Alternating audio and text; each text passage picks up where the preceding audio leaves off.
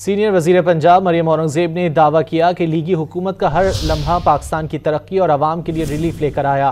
मरियम औरंगज़ेब ने हुकूमत का 1 साल मुकम्मल होने पर अपने बयान में कहा कि वज़ीर आज़म शहबाज शरीफ की क़यादत में पाकिस्तान ने मायूसी से एतमाद, नाउमीदी से उम्मीद नौ का सफ़र तय किया। 12 माह में माशी मुआवजे रूनुमा हुए। महंगाई 38% से कम होकर 9 साल की कम तरीन सतह 1.5% पर आ गई। सीनियर वज़ीर पंजाब मरियम औरंगज़ेब ने दावा किया कि लीगी हुकूमत का हर लम्हा पाकिस्तान की तरक्की और आवाम के लिए रिलीफ लेकर आया।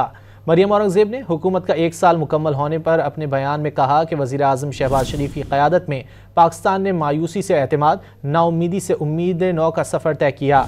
12 माह में माशी मुआवजे रूनुमा हुए। महंगाई 38% से कम होकर 9 साल की कम तरीन सतह 1.5% पर आ गई।